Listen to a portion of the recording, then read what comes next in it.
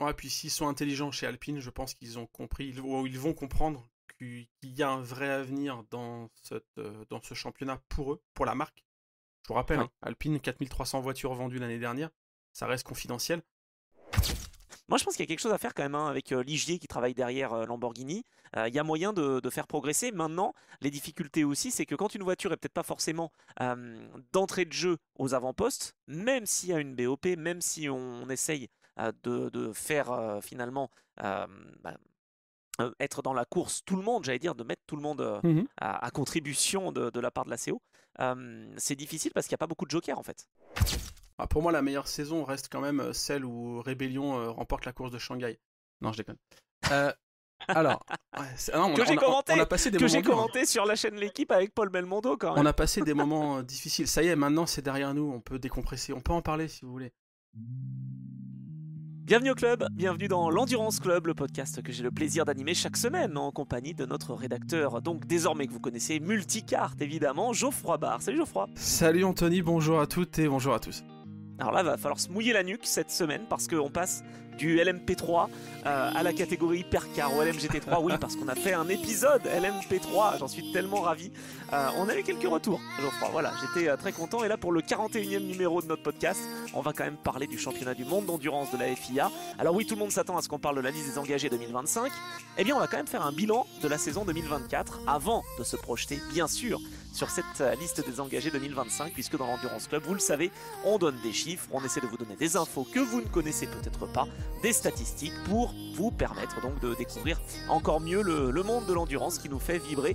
Et en 2024, pour la 12e saison de l'histoire du WEC, je dois dire qu'on a vibré, hein, justement, on avait fait un bilan un peu particulier, hein, sans être tous les deux en présentiel, j'allais dire, après l'épreuve de Bahreïn.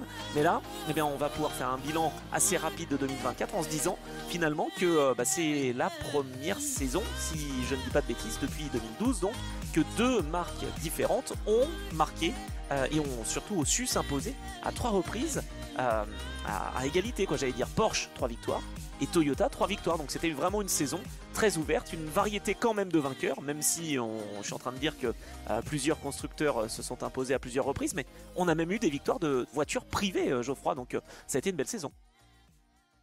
En fait, c'est exactement ce qu'on. Là, ça va, je vais me lancer des fleurs. Mais c'est exactement. Non, c'est marrant. Maintenant qu'on a un podcast et que du coup, on a un historique, vous pouvez aller consulter les anciens épisodes et voir un petit peu ce qu'on raconte. Je me souviens qu'en début de saison, quand on a lancé ce format Endurance Club, j'étais le premier à dire et toi aussi d'ailleurs, qu'on allait sans doute avoir une saison 2024 très différente de ce qu'on avait connu jusqu'à maintenant sous l'ère Hypercar, et ça s'est confirmé. En fait, on a eu une saison 2020, alors si on remonte 2021-22, bon, on va peut-être les mettre de côté, ces saisons 2021 C'était qui étaient un peu éclatées avec des victoires alpines qui sont pas forcément logiques en termes de performance pure, on va dire. 2022, 23, on a eu une domination Toyota et la victoire Ferrari aux 24 heures du Mans. Et là, on l'avait dit en début de saison, 2024, ça sentait le renouveau, une diversité de vainqueurs. Je me souviens avoir employé ce mot-là pas mal de fois. Et en fait, c'est le cas. Diversité de constructeurs, parce que comme tu l'as dit, on a 3 marques différentes.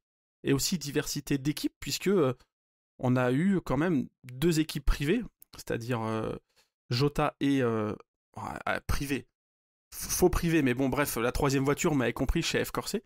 En tout cas, il y a eu un apport, une vraie nouveauté et une variété de vainqueurs qui fait plaisir, parce que c'est vrai que le WEC, dans sa globalité, jusqu'à maintenant, était quand même assez monotone quand on regardait uniquement les vainqueurs de course, quoi. C'était globalement du Toyota, quoi. C'est vrai que Toyota a souvent dominé, s'est souvent imposé aussi au classement général. Bah là, pas cette année, hein, justement, on l'a dit, un Porsche qui a réussi à faire une saison quasi parfaite, hein, mine de rien, avec la voiture notamment numéro 6 de Estre, Lauterer et Vanthoor. Mais c'est vrai qu'on retient que Porsche s'impose à 3 reprises, 2 avec l'équipe officielle et 1 avec l'équipe Jota. C'était d'ailleurs pas arrivé, mais ça on l'a déjà dit, hein, mais depuis les années 90, hein, qu'une Porsche privée s'impose en championnat à du Dijon, monde. Donc ça, c'était à c'était Dijon. quand même... Ouais, c'était pas mal. Un duo britannique. Malheureusement, Norman Nato n'était pas présent pour cette course. Et puis, donc, on le disait, Ferrari qui s'impose aussi à 2 reprises. Et donc, Toyota, la force sûre, j'allais dire, mais qui a été un petit peu chahutée parce que ni de titre, ni de victoire aux 24 heures du Mans. Ça faisait quand même longtemps que pour Toyota, c'était pas arrivé.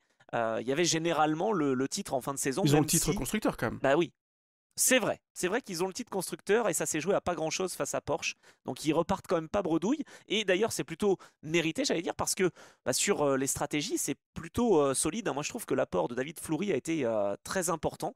Et on a vu une équipe Toyota qui était vraiment capable souvent d'être aux avant-postes. Alors, un petit peu quand même touché par des problèmes de fiabilité, je dirais, parce que quand on regarde le Bépilard, moi je vois souvent des Sébastien Buemi, des Kamui Kobayashi qui sont au rendez-vous et qui sont parmi les meilleurs, hein. D'ailleurs, on s'amusera à faire peut-être dans la fin d'année ou début d'année prochaine, mais des espèces de classements, j'allais dire. Ouais. Et là, faut bien avouer quand même que souvent, les pilotes Toyota se mettent en avant.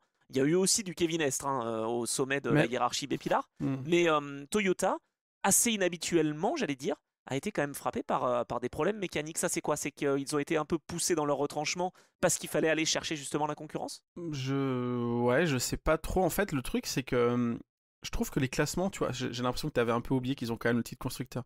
Mais en fait, non, il faut quand même. Moi, je trouve que les classements sont vraiment le reflet de cette saison. C'est-à-dire que le titre pilote qui revienne à Vantore, Lauterer et Estre, je trouve ça assez logique parce que finalement, c'est ceux qu'on a le plus vu, c'est l'équipage qu'on a le plus vu, toujours placé, toujours en embuscade, même s'ils sont passés un peu au travers au Mans, c'est l'équipage qui pour moi mérite le titre. Par contre, en tant que constructeur, bien que Porsche ait fait une saison très solide, évidemment, je trouve que Toyota a eu cette solidité d'avoir les deux voitures. Et comme tu l'as dit, quand il y a une voiture qui était touchée, il y a l'autre qui prenait le relais. Et en fait, le titre constructeur, il aurait pu revenir à Porsche, hein, on est d'accord, pour quelques points. Donc c'est un détail que je dis, mais je trouve quand même que c'est assez cohérent de voir Toyota parce qu'ils ont cette force de l'équipe qui est quand même excellente, toujours.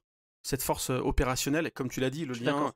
pilote, ingénieur, mécanicien. Pour moi, c'est l'équipe la plus complète encore. Porsche est très très proche. Ferrari, ça reste encore parfois brouillon. Et pour moi, Toyota, c'est vraiment l'équipe au sens large, tu vois, pas que pilote, Oui, qui est la plus forte. Par contre, j'ai le sentiment qu'au niveau des pilotes, justement, il y a un petit truc qui commence à se creuser. Faut pas oublier quand même que depuis plusieurs saisons, quasiment tous les ans, il y a un renouvellement. José María Lopez qui s'en va. Enfin, si on remonte loin dans la hiérarchie, dans les années, pardon, il y a quand même quasiment tous les ans ou tous les 2 ans un renouvellement de pilote qui est normal, hein, vu l'âge, vu le vieillissement. Nakajima qui est plus là non plus.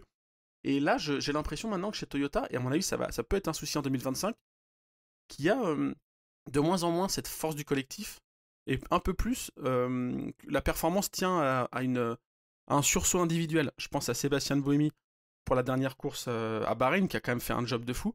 Je pense peut-être aux exploits de Brandon Hartley sur les pole positions ou sur aller chercher la vitesse pure. Évidemment, Kamui Kobayashi, je peux pas le mettre de côté.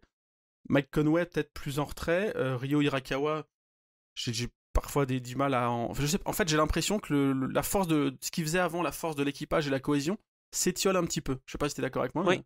Si, je comprends. Je comprends. Par contre, c'est vrai que l'exécution niveau Ah bah, équipe est très bon. ah Ouais, bah ouais. c'est... Sur la stratégie notamment. Ouais, sur la stratégie, sur la lecture de course, on s'en souvient, puisqu'on est en train de faire un bilan, on peut aussi, on n'est pas obligé de faire un bilan constructeur par constructeur, hein. Là, on peut aller piocher un petit peu dans la saison qui vient de se dérouler et faire des parallèles. Bah, Imola, c'est tout, quoi. Il y a juste à sortir la course d'Imola, où on voit que Ferrari est pourtant à domicile ou pas loin, et ils se prennent les pieds dans le tapis parce qu'il y a quelques gouttes de pluie, et Toyota, ils bougent pas. Bon, ils sont habitués, en même temps, avec Fuji, tu me diras. Mais, mais en tout cas, voilà, c'est vraiment la course qui prouve la qualité d'exécution chez Toyota et le sang-froid qu'ils ont tout le temps.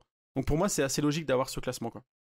Et puis moi, ce que j'ai bien aimé aussi, et on l'a déjà cité, mais 6 vainqueurs différents en 8 courses. Alors bien sûr, ça aurait été mieux d'en avoir 8 en 8 courses, hein, mais c'est quand même exceptionnel. 6 vainqueurs différents, je parle pas de constructeurs, mais bien d'équipage, hein, qui s'imposent en 8 courses cette année. Et puis les pôles ont été bien répartis aussi. Et on voit quand même qu'en termes de vitesse pure, finalement, la Porsche numéro 5 était là, puisqu'il y a eu 2 pôles positions. Mais ça s'est pas converti en course. La Toyota numéro 7 a eu une pole, la Toyota numéro 8 aussi, et d'ailleurs, puisqu'on l'avait rappelé, mais c'est l'occasion de le citer à nouveau, mais la dernière fois qu'une voiture en pole position en WEC avait décroché une victoire, c'était déjà à Bahreïn, c'était en 2023, et bien ça a été refait en 2024 avec le même trio, justement, Hartley, Buemi et Hirakawa, après un super travail de Sébastien Buemi, bien sûr.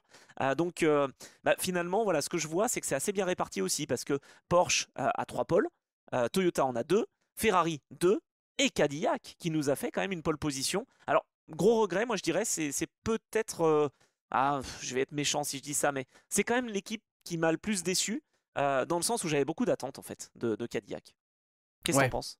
T'en avais moins d'Alpine ou de Peugeot, donc du coup, vu Bah, c'est qu'ils ont ça. quand même fait de belles choses, on est content. Mais Cadillac, tu les voyais. Ouais, mais après, ils ont traîné toute la saison le boulet Earl Bamber. Non, plus ça. Non, plus sérieusement, je l'adore. Earl, si tu nous écoutes. Non, plus que sérieusement, ils ont traîné globalement le fait d'avoir qu'une seule bagnole et Oui, d'avoir on va pas se cacher, une priorité qui est donnée à l'IMSA. Enfin, en fait, c'est qu'on le veuille ou non, cette convergence, j'ai l'impression d'être à une conférence de l'Automobile Club de l'Ouest. La convergence entre les plateformes, qui a été voulue par l'ACO, la FIA, l'IMSA, fonctionne puisqu'on a un plateau de rêve et on va en évoquer celui de 2025, il est juste incroyable. N'empêche que, pour l'instant, sauf erreur de ma part, mais aucune hypercar n'a roulé en IMSA. Ça va être le cas bientôt peut-être avec l'Aston Martin Valkyrie LMH, mais il n'y a aucune LMH, donc hypercar, qui n'est pas une LMDH qui a roulé en IMSA. L'inverse est vrai, il y a des LMDH en WEC, mais il y a quand même toujours un peu cette séparation technique et surtout cette séparation, on va dire, psychologique. Acura n'est pas venu en WEC. Cadillac donne une préférence, une priorité à son championnat national, au championnat américain. Il y a quand même toujours des ponts qui sont comme ça et Cadillac, ils n'ont pas osé franchir le pas, donc c'est normal qu'ils soient un petit peu derrière. Je pense que ça peut changer en 2025 avec le rapprochement avec oui, l'équipe Jota. Ça peut leur ouais, tout permettre à fait de d'accord. franchir un step. Jota est une équipe victorieuse en hypercar. C'est quand même un sacré partenaire, quoi.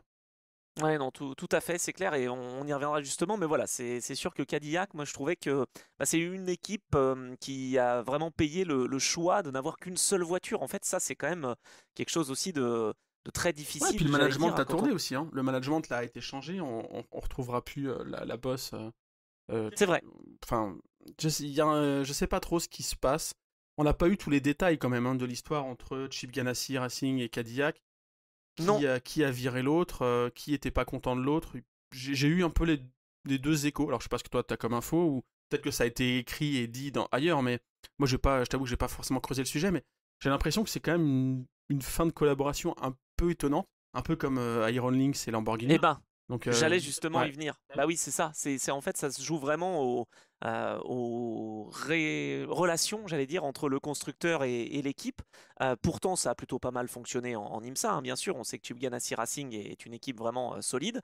On est content, et on y reviendra dans quelques minutes, de retrouver Sébastien Bourdet encore dans l'équation avec Cadillac. Mais ouais, des regrets, et finalement heureux de retomber sur ses pattes, je pense, hein, en tout cas le constructeur Cadillac, qui a annoncé il y a quelques jours arriver en Formule 1 aussi.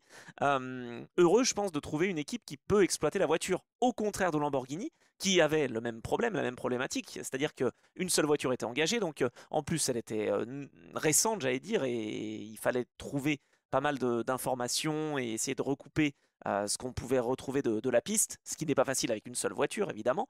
Mais là, il n'y aura plus d'équipe d'exploitation l'année prochaine, donc ça fait qu'il n'y a plus de Lamborghini en WEC. On est un petit peu déçu de ça aussi. C'est vraiment des parcours similaires, pas avec les mêmes résultats, j'allais dire, et pas avec les mêmes ambitions. Mais c'est vrai que Lamborghini, ça va être dur de se relever de ça, hein. on fait une parenthèse Lamborghini ou pas? Parce que c'est vrai que c'est quand Bah même allez, moi j'arrive pas trop à comprendre. Je En fait, je vois beaucoup de commentaires, enfin beaucoup. Il y a des gens qui disent que c'est pour des raisons financières, euh, parce que la FIA et la CO ont imposé à partir de la saison prochaine qu'en WEC, il faut avoir deux voitures pour s'engager. Donc évidemment, ça exclut de fait Isota Fraschini par exemple, même si bon, ils ont arrêté d'eux-mêmes en cours de saison. Mais ça exclut Lamborghini qui a toujours eu une voiture. Cadillac, donc là, passe à deux. oui. Lamborghini aurait pu passer à deux voitures. En fait, moi, je pense pas qu'il y a un. Enfin, comment dire? Il pourrait y avoir deux soucis. Un, l'argent. Deux, le problème humain. Parce que quand tu as deux voitures, tu multiplies pas par deux le personnel, mais quand même pas loin. Enfin, en tout cas, il faut quand même un ingénieur par voiture, il faut quand même des mécaniciens par voiture. Donc, tu es quand même Bien obligé sûr. de multiplier un peu le personnel. Et c'est là où je pense que ça pêche. Financièrement, je pense qu'il n'y a pas de souci. En fait, c'est paradoxal, mais à une époque, Lamborghini était quand même un petit constructeur et s'il ne faisait pas un programme comparable aux autres, c'était assez logique vu leurs finances et vu l'état du constructeur. Maintenant, Lamborghini, c'est plus un petit constructeur, hein. Faut quand même que vous ayez ça en tête, hein. Lamborghini, ils vendent plus de 10 000 voitures par an. Et là, j'ai regardé les chiffres tout à l'heure.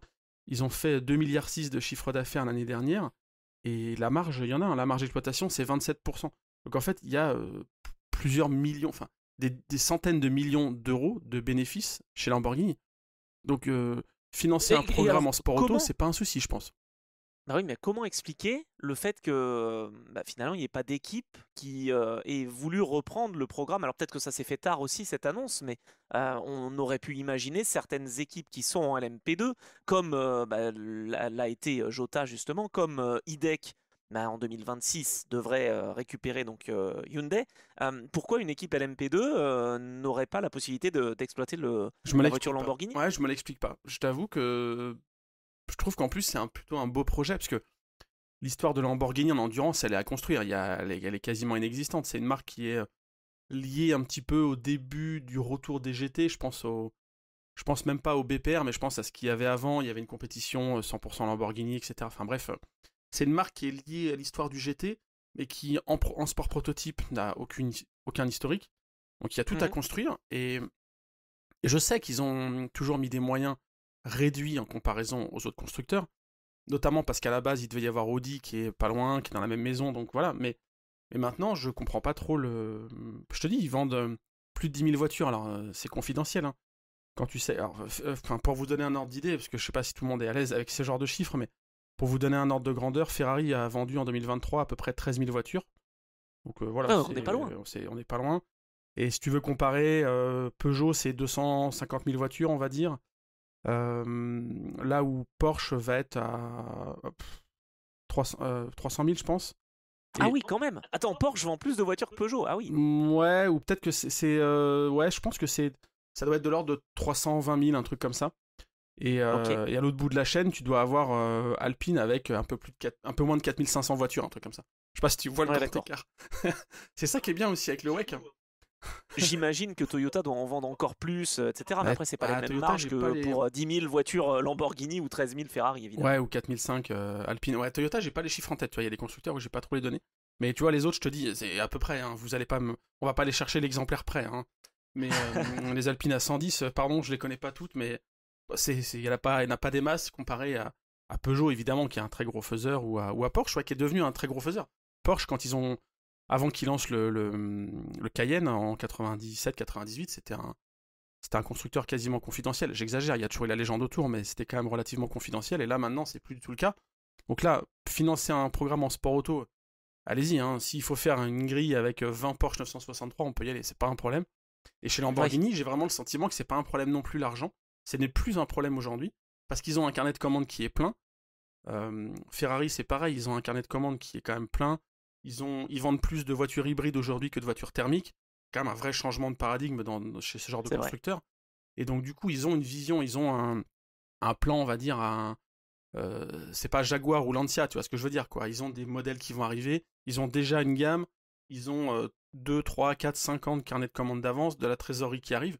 Donc financer un programme en sport auto, surtout en endurance, mais c'est carrément faisable. Donc Lamborghini, je pense que le souci vient au niveau opérationnel, au niveau personnel. Voilà. Ouais, c'est dur, hein, la collaboration et qui s'arrête. Et du coup, Lamborghini n'est plus là en WEC, en hypercar, mais n'est plus là non plus en GT3. LMGT3, quoi. Ouais, c'est. Je sais pas si.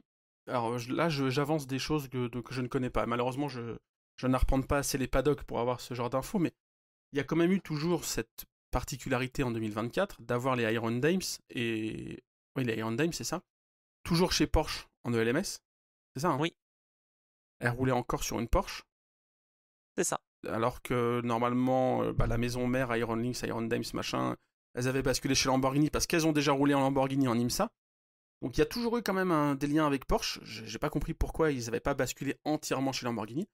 C'est peut-être là où il y a une raison. Ils ont peut-être gardé la communication et le fil ouvert avec Porsche, et finalement ils se sont rendus compte qu'il y avait un truc à gérer de ce côté-là et qu'il y avait peut-être des ambitions plus fortes que chez Lamborghini. Je sais pas. C'est vraiment très étonnant. Ouais, c'est dommage. Et en tout cas, on voit bien que Isota Fraschini et Lamborghini ont dû déclarer forfait, j'allais dire. Donc pour les Italiens, bon, il reste quand même Ferrari, ça va. Mais c'est vrai que c'est quand même dommage. Cette fin de parcours Lamborghini, Et ça c'est pas une fin commence de parcours à... totale parce que on en verra encore en IMSA, évidemment, mais ça sera pas sous le nom Iron Dames, hein, enfin Iron Lynx. Et ça commence aussi, un autre truc dont j'avais pas vraiment confiance, mais j'ai vu ça sur les réseaux sociaux l'autre jour.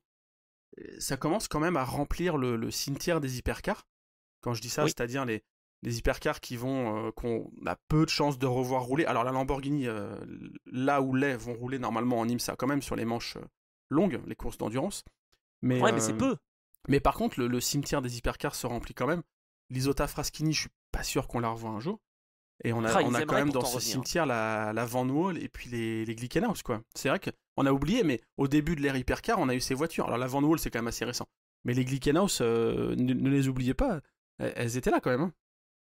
Elles ont fait des super performances, elles ont souvent terminé, voire même, je crois, quasiment toutes les courses de terminer. C'est un 100% de... Non, peut-être pas, mais c'est un 100% de finish aux 24 heures du Mans, en tout cas, c'est sûr. Oui, ça c'est clair. Donc pour 2024, eh bien c'était difficile de toute façon pour Lamborghini. Après, moi j'espère qu'ils vont retrouver une équipe d'exploitation hein, pour 2026. On verra, hein, mais Il y a c'est qui, vrai que tu vois qui chez... Je sais pas, une équipe italienne... J'ai pas de nom, hein. C'est pas un piège, mais si t'en... Rinaldi, tu vois, je Mhm. me dis pourquoi pas Rinaldi, j'en sais rien, je sais pas, mais après ils ont peut-être pas les reins suffisamment solides. Après, ça peut être une équipe française, hein, mais qui voudrait se mettre dans ce projet, parce qu'on sait que la voiture a été, au début en tout cas de sa naissance, un petit peu plus lourde, Mhm. un petit peu compliquée à développer aussi, parce que tout simplement il y a peu de roulage et plus de données, c'est ce qu'on disait. Donc moi je pense qu'il y a quelque chose à faire quand même hein, avec Ligier qui travaille derrière Lamborghini. Il y a moyen de faire progresser. Maintenant, les difficultés aussi, c'est que quand une voiture est peut-être pas forcément d'entrée de jeu aux avant-postes, même s'il y a une BOP, même si on essaye de faire finalement euh, bah, être dans la course tout le monde, j'allais dire, de mettre tout le monde Mhm. à contribution de la part de la CO, c'est difficile parce qu'il n'y a pas beaucoup de jokers en fait. Donc pour faire évoluer les voitures, c'est pas facile. BMW par exemple a su évoluer tout au long de la saison parce que j'imagine aussi qu'il y a eu cet apport avec l'IMSA, ils ont compris quelque chose et ça fait que ça a un peu progressé. Moi j'ai été agréablement surpris par exemple par BMW cette année avec l'équipe WRT, ça on l'avait déjà dit aussi, c'était quasiment sûr que ça allait marcher. Et puis ça finit par fonctionner. Espérons qu'en 2025, ça soit une pente encore ascendante. Je trouve qu'ils ont eu un démarrage quand même assez compliqué, BMW. Je m'attendais à ce Mm. que ça soit beaucoup plus performant tout de suite. Enfin, moi, j'avais beaucoup d'attentes quand ils ont annoncé le retour de l'arrivée d'un programme endurance. Je me souviens, ils ont fait une annonce avec une V12 LMR, avec une photo dans un opéra, etc. Enfin, il y avait quand même un truc un peu mystique, tu vois. BM, Oui, ils ont gagné qu'une seule fois le Mans, hein, c'est 99, avec une V12 LMR, et il y a quand même... Depuis, ils se sont quand même souvent cassés les dents, chaque fois qu'ils reviennent au Mans. Et là, il ah y oui, avait beaucoup d'attentes, et ouais, c'est vrai que c'est long. La mise en route, elle est longue, quoi. Ça fait 2 saisons complètes maintenant. Les victoires, la seule victoire de 2023 à Watkins Glen, on le sait, elle était sur tapis vert, donc elle compte pas. Pour les spécialistes que nous sommes, elle comptait pas. c'est Maintenant, il y a vrai. eu Indianapolis depuis où ça y est, ils ont marqué les esprits. Mais bon, dans des conditions particulières, mais ils ont quand même marqué les esprits, allez, c'est bon. Et puis en WEC, il y a eu une montée en puissance aussi. Effectivement, je trouve ça bien, mais ça aura mis du temps. Ça aura mis du temps, je trouve.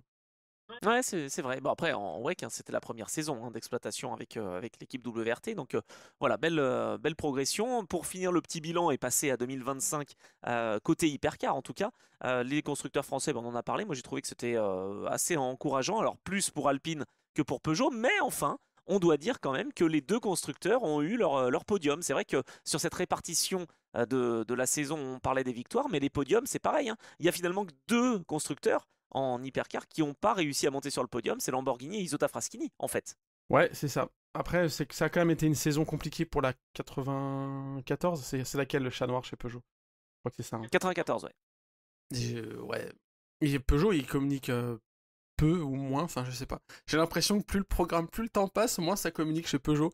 Ils donnent de moins en moins d'infos et ils avaient commencé très fort en même temps. Ils avaient mis le curseur très haut avec leur voiture sans aileron. Je t'avoue que Ouais, c'est vrai. fallait assumer au niveau marketing.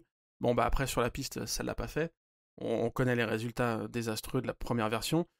La seconde version n'est arrivée qu'à Imola, faut pas l'oublier aussi. Donc c'est quand même, elle a même pas une saison entière dans les roues.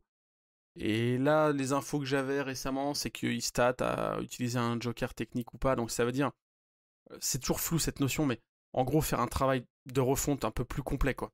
Pas juste ce qu'ils ont fait, qui était déjà apparemment un gros travail de fond sur l'aérodynamique, sur je sais plus quel stat ils avançaient, mais 90% de l'aéro avait été revu. Donc est-ce qu'elle va rechanger de tronche pendant l'hiver 2024-25? Je sais pas. Je commence à me demander si c'est bon, ça commence à faire un monstre, quoi. C'est modifier une modification de modification. En interne, je sais pas comment il la désigne, mais ça doit être la 9X8 V2B, enfin ça doit être un truc de fou, quoi. Ouais, c'est clair, c'est clair. J'ai dit que Cadillac était sur le podium, j'y ai cru, mais non, quatrième, hein, pardon, je corrige. Donc Cadillac non plus, finalement, n'est pas monté sur le podium. Au contraire d'Alpine, qui, voilà, comme Peugeot, a réussi à faire vraiment de belles perfs. Moi, je trouve que la montée en puissance est vraiment bonne, hein, pour les Alpines, et je pense qu'en 2025, on devrait avoir de belles surprises de la part des Bleus, parce que il y a eu aussi un petit changement, il y a eu une prise plus importante, j'allais dire, de position de la part du constructeur. Et puis on aura des nouveaux pilotes aussi, quelques nouveaux pilotes. Et je pense que c'est un secret de Polichinelle, mais Fred Mako devrait aller en France, revenir en France, j'allais dire, de passer de Porsche à Alpine. Et ça, quel apport s'il signe vraiment avec Alpine, ça serait génial. Ouais, puis s'ils sont intelligents chez Alpine, je pense qu'ils ont compris, ils vont comprendre qu'il y a un vrai avenir dans ce championnat pour eux, pour la marque. Je vous rappelle, hein, Alpine, 4300 voitures vendues l'année dernière, ça reste confidentiel. Et parce qu'on quatrième du championnat du monde. Attends, devant BMW, devant Peugeot, devant Cadillac, ça c'est quand même une vraie signature. Oh, signature, jolie. Mais non, mais parce que je sais pas, c'est marrant qu'on parle de ça aujourd'hui, tu vois, du volume de voitures vendues par les constructeurs, mais c'est quand même une donnée intéressante parce que ça permet de resituer ce dont on est en train de parler. Ça reste du sport automobile et les constructeurs font ça. Pourquoi? Pour que vous et moi, demain, on achète des voitures dans leur marque, de leur marque, hein. C'est pas juste pour le plaisir. Il y a aussi ce côté, certes, R&D, laboratoire roulant, etc. Bon, j'y crois quand même moins depuis quelques années, hein. Le Mans a un peu moins ce côté laboratoire roulant, encore que ça peut se trouver sur quelques composants, mais bref, un peu moins. Mais ça reste par contre une excellente vitrine du savoir-faire d'un constructeur. Et clairement, Alpine fait n'importe quoi, enfin, a fait n'importe quoi en Formule 1. Le passage maintenant à des blocs Mercedes, pourquoi pas? Moi, ça me choque pas, hein. Il y a bien des blocs Renault dans des Mercedes de série, donc voilà. D'un autre côté, c'est pour faire le parallèle aussi, parce qu'il y a déjà des liens entre Alpine, enfin Renault et Mercedes. Voilà. Donc en fait, c'est pas une si grosse surprise quand on voit, puisque aujourd'hui on veut faire le parallèle entre l'industrie, j'allais dire auto, et le sport méca. C'est pas une si grosse surprise que ça. C'est ça, exactement. Moi, ça me choque pas trop. C'est juste qu'au niveau l'emballage, en fait, toutes les promesses qui sont faites, les victoires en 100 courses, le Ferrari à la française, enfin blablabla. Au final, on met un bloc Merco parce que c'est le meilleur actuellement, sans doute. C'est une très bonne idée. Mais bref, il y a un storytelling qui colle pas. Et la Formule 1, à mon sens, en tout cas de ce que moi j'en connais, puisque je suis un observateur assez lointain, c'est pas du tout mon milieu. Et pour moi, la Formule 1 mérite maintenant, encore plus à l'heure Netflix, mérite une vraie lisibilité des histoires qui sont racontées. Et là, l'histoire racontée par Alpine depuis 2-3 saisons, franchement, elle est merdique. Par contre, en endurance, je pense qu'ils ont une voie, mais je l'ai déjà dit et je me répète, mais on a un petit peu le temps ce matin. Je pense qu'ils ont vraiment une voie toute tracée en endurance. Moi, les gens que je croise ou qui envoient des messages ou avec qui je peux échanger sur les réseaux sociaux, ils ont une attente forte envers Alpine. Parce qu'il y a un côté fierté nationale, marque française, marque historique. Alors certes, il y a plein d'éléments qui font que on est un peu loin de l'aventure de Jean Rédélé, de l'esprit pionnier qu'il pouvait avoir, des débuts au Mans, 63, etc. Ok, mais c'est comme ça, les constructeurs évoluent, l'histoire est ainsi faite. Je trouve quand même qu'il y a un vrai ADN fort, il y a un truc costaud.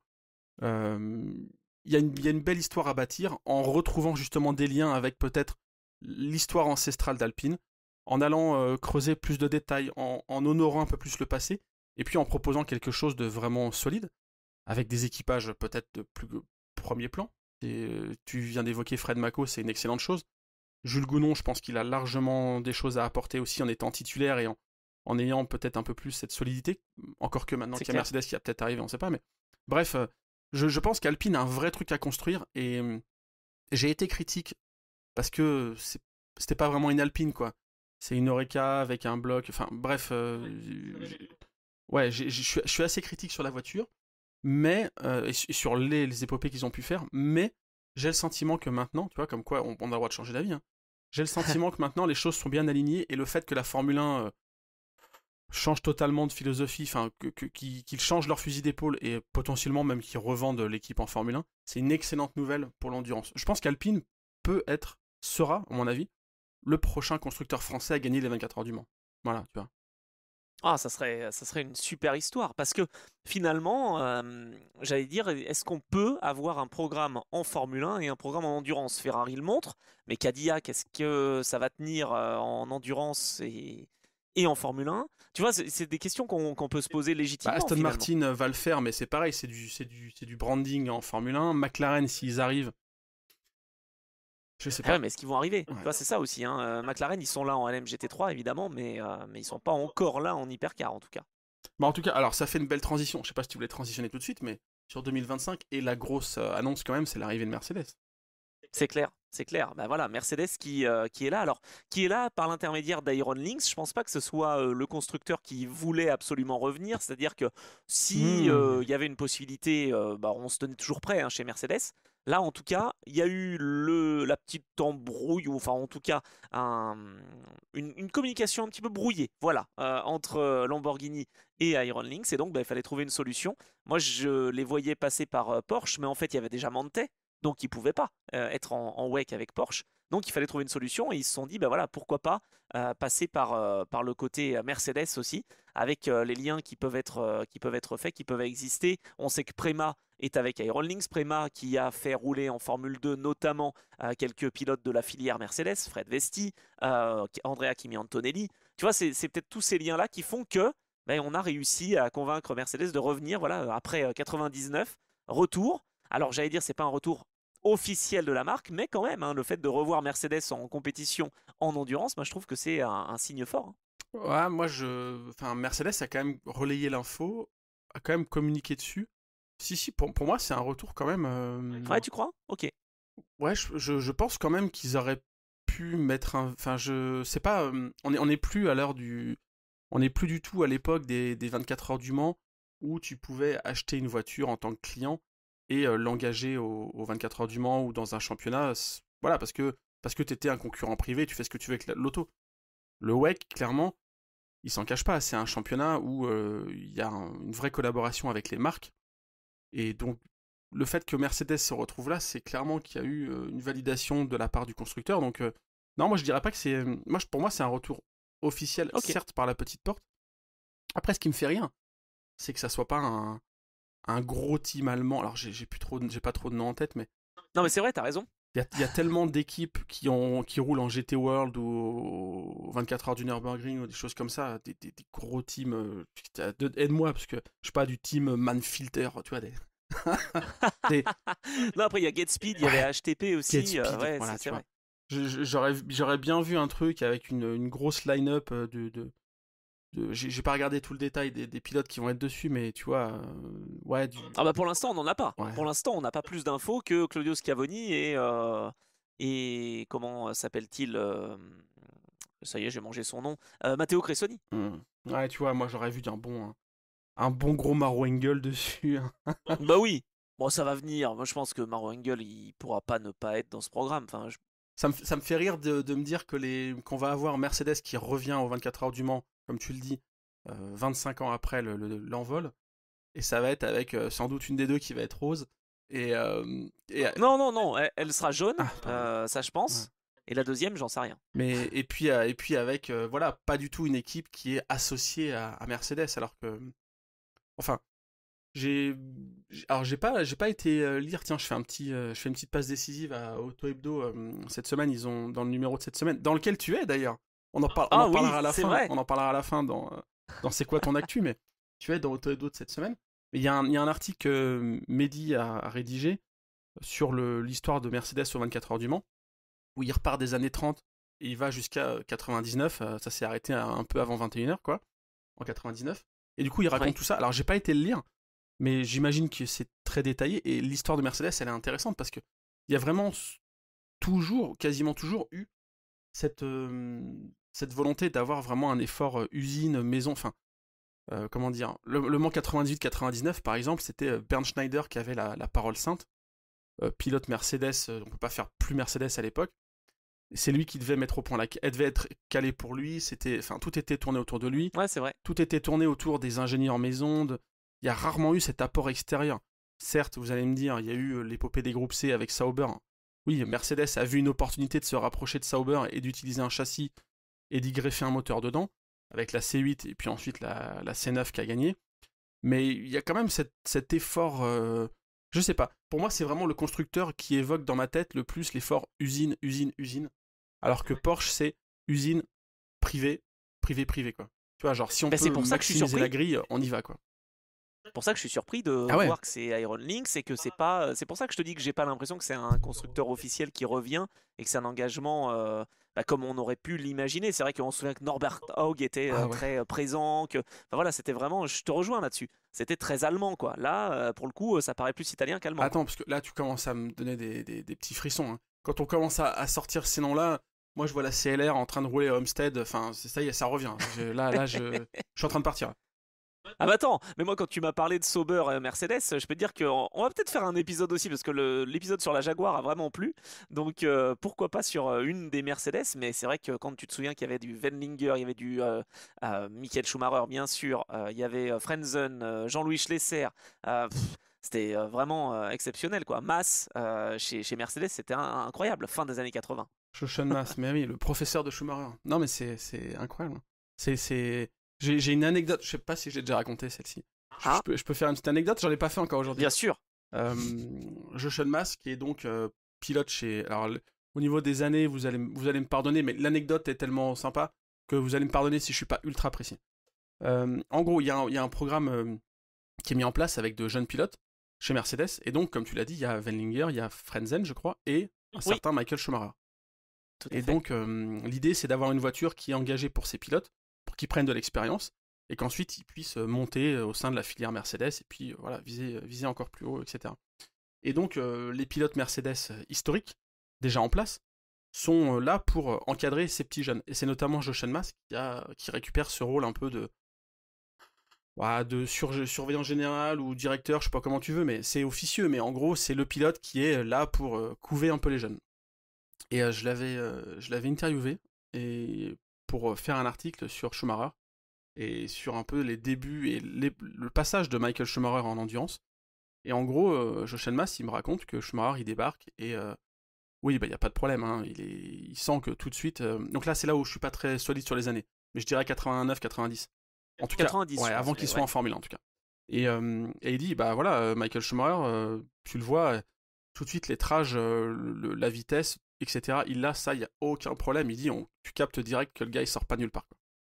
Mais il dit, par contre, donc je crois qu'il faisait des courses avec lui. Je pense qu'il y a eu des courses en groupe C où Mass... Ah c'est sûr, avec était... Mass, ouais. oui, parce que Mass a roulé avec Wendlinger et Schumacher, et quand je crois que c'est Wendlinger qui était pas là, ou Schumacher, il a été remplacé par Frentzen. Exactement. Donc il partageait le volant avec eux, et en fait Schumacher, à chaque fois qu'il faisait des courses, Schumacher à la fin était rincé. C'est-à-dire qu'il en pouvait plus, quoi. On parle de voitures où, dans les groupes C, je crois qu'il n'y avait même pas de système de ravitaillement avec de la flotte. Enfin voilà, des voitures un peu plus brutales que ce qu'on connaît aujourd'hui. Hein. Et Jochen Mass me dit à chaque fois, Schumacher, on fait 2-3 courses et il est rincé, quoi. Et il dit, en fait, c'est tellement un bosseur, je suis désolé, un peu long mon anecdote, mais il dit, en fait, c'est tellement un bosseur, Schumacher, qu'il comprend pas. Parce qu'il dit, moi, donc Jochen Mass qui parle, hein, il dit, moi, en fait, je finis la course et je suis bien, quoi. Et il dit, Schumacher, il comprend pas.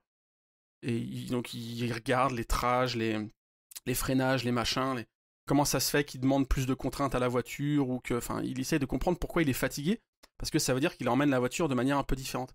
Et Jochen Mass, il dit non, cherche pas. Il dit tu pilotes très bien, enfin mieux que moi, je sais pas, mais en tout cas, il dit tu pilotes très bien. Il dit c'est juste que t'es pas assez musclé en fait. T'es pas assez sportif. Tu fais pas assez, t'es pas assez fit. Et du coup, c'est pour ça que sur la longueur d'un relais, t'es mort. Donc il faut que si tu veux vraiment progresser, il va falloir que tu fasses du sport. Et il dit c'est à partir de ce moment-là où Schumacher, il a eu ce déclic et il s'est lancé à fond dans le sport. Et après, bon bah ça a plutôt réussi, mais c'est dingue. Ah bah non, tu l'as jamais raconté, ça me donne la chair de poule parce que c'est devenu ensuite la référence, Michael Schumacher en Formule 1, de la préparation physique et mentale en fait. Mais ouais voilà, c'est ça, c'est marrant. Et tu vois, il y a plein de pilotes comme ça il leur faut un déclic. Après, il y en a d'autres qui ont j'ai une autre anecdote très courte pour le coup, plus rapide, mais j'ai échangé souvent avec Gérard Larousse qui lui me raconte que dans les années 60, enfin 70, quand il était chez Porsche par exemple, il avait, il avait en perso quoi, un masseur ostéopathe, enfin il avait quelqu'un pour s'occuper de lui quoi. Et il dit mais à l'époque je passais pour un extraterrestre. Mais il fait aujourd'hui ça paraît à la base quoi, tu fais un relais, tu sors, t'as un massage ou t'as quelqu'un qui te recale etc. Enfin qui te prépare sur le week-end de course. C'est juste logique. Toutes les équipes LMP2 ont ça ou mutualisent, il y a un ostéo qui est partagé, enfin bref ça se fait. Et il dit dans les années 70 je passais pour un fou quoi. Sauf que bah maintenant c'est devenu la Ah norme. ouais. Mais il faut savoir être en avance sur son temps quoi.